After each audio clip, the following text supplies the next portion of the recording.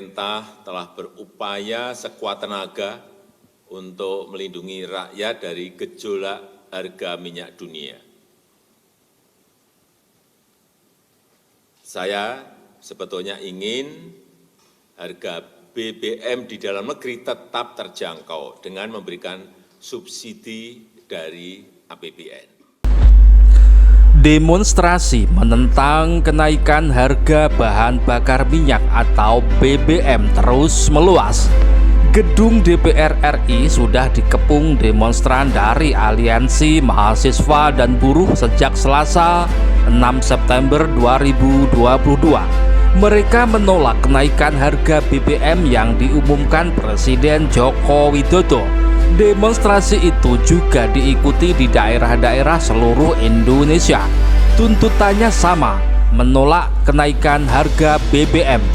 Instruksi demonstrasi menolak kenaikan harga BBM itu dilakukan secara nasional oleh sejumlah elemen masyarakat seperti HMI, PMII, dan buruh. Di sebagian daerah, demonstrasi itu menimbulkan kericuhan. Terjadi bentrok antara polisi dan mahasiswa. Kericuhan itu antara lain terjadi di Pamatang Siantar.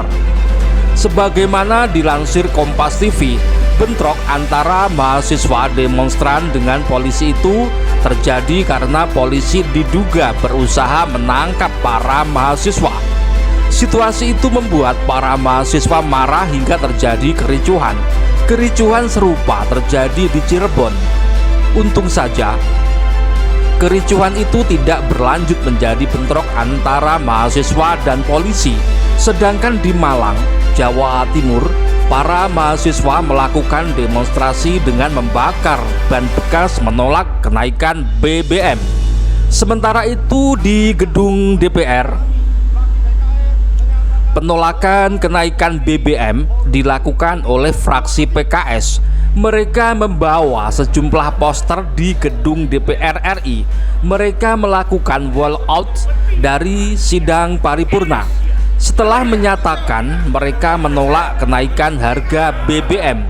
Demonstrasi kenaikan harga BBM yang meluas di seluruh Indonesia ini rasanya sudah menyerupai demonstrasi mahasiswa 1998 saat menuntut Presiden Soeharto mundur dari jabatannya atau demonstrasi menuntut reformasi pemerintahan RI.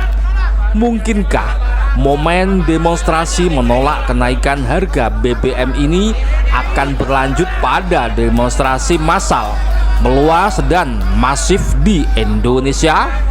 Mungkinkah momen ini akan menjadi reformasi jilid 2 sebagaimana tahun 1998 lalu?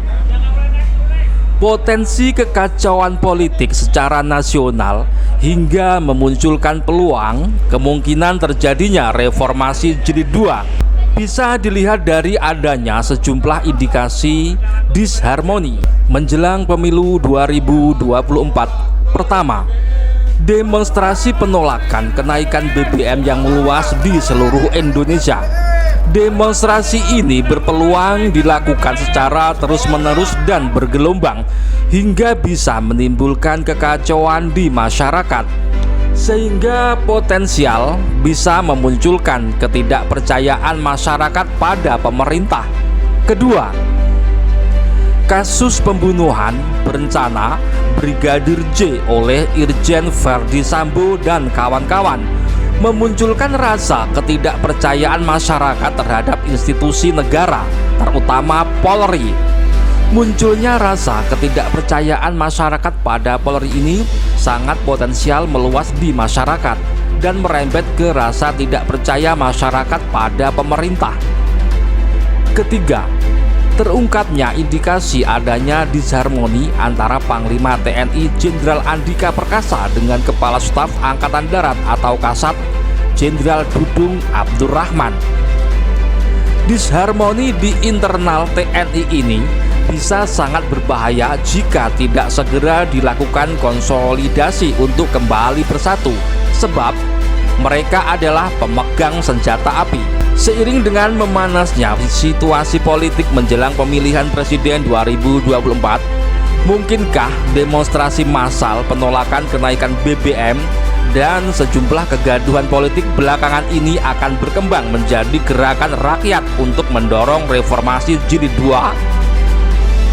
Perkembangan situasi politik yang menggelayut bersamaan dengan rasa ketidakpercayaan masyarakat terhadap pemerintah mungkinkah bisa diatasi dalam waktu sekejap?